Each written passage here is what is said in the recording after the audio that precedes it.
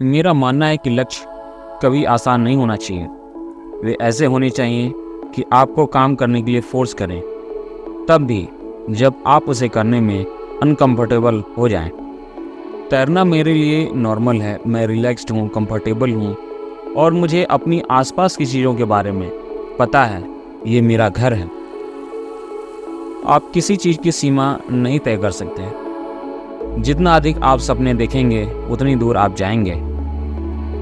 Sports में ये मेरा 20वां साल है। मैंने बस तैरना जानता हूँ, बस और कुछ नहीं। मैं 30 साल के बाद तैरना नहीं चाहता। अगर मैं इस ओलंपिक के बाद तैरना जारी रखता हूँ और 2016 में वापस आता हूँ तो मैं 31 का होऊंगा। मैं लाइफ के दूसरे पहलू भी देखना चाहता हूँ। मैं कुछ ऐतिहासिक प्रेडिक्ट नहीं करने वाला, लेकिन कुछ भी असंभव नहीं है। जितना अधिक तुम सपने देखते हो उतना अधिक तुम हासिल करते हो। मैं खुद को एक आम इंसान की तरह सोचना पसंद करता हूँ, जिसके पास एक जुनून है, एक लक्ष्य है और एक सपना है, और वो बाहर जाता है और उसे पूरा करता है। और वास्तव में मैंने इसी तरह अपनी सारी ज़िंदगी जी है। इससे कोई फर्क नहीं पड़ता कि और क्या चल रहा है। जब आप अपने क्षेत्र में जाते हैं या आप जिस भी चीज़ में उत्कृष्टता प्राप्त करते हैं तो आप उस काम की देखभाल करने के लिए वहाँ मौजूद होते हैं जो आपको करना होता है। मुझे लगता है कि आपका दिमाग वास्तव में हर चीज़ को नियंत्रित करता है। अगर तुम बेस्ट होना चाहते हो तो तुम्हें वो चीज़ें करनी होंगी जो और लोग नहीं करना चाहते हैं। मैं चाहता हूँ कि मैं पीछे मुड़कर देखूँ और कह पाऊँ मैंने वो सब कुछ किया है जो मैं कर सकता था और मैं सफल था। मैं पीछे देखकर ये नहीं कहना चाहता कि मुझे ये या वो करना चाहिए था। हाई स्कूल में भी मैं अपनी माँ से कहता कि मैं स्विमिंग से तंग आ चुका हूँ और गोल्फ खेलने की कोशिश करना चाहता हूँ। वो बहुत खुश नहीं होती थी। वो कहती थी इसके बारे में सोच लो, और अंत में मैं हमेशा पूल में वापस चला जाता था। मेरा मानना है कि लक्ष्य कभी आसान नहीं होने चाहिए।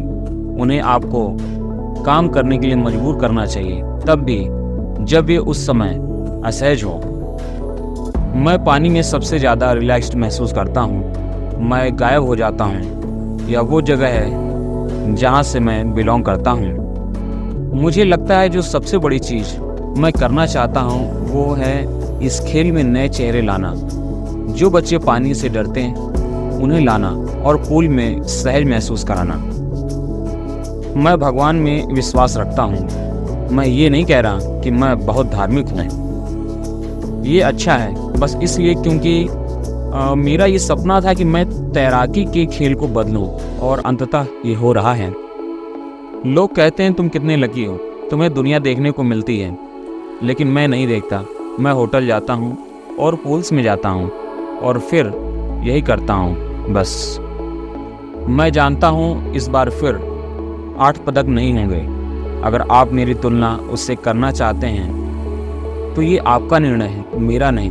मैं वहाँ उन चीज़ों को पूरा करने की कोशिश करने जा रहा हूँ जो मेरे दिमाग में और मेरे दिल में।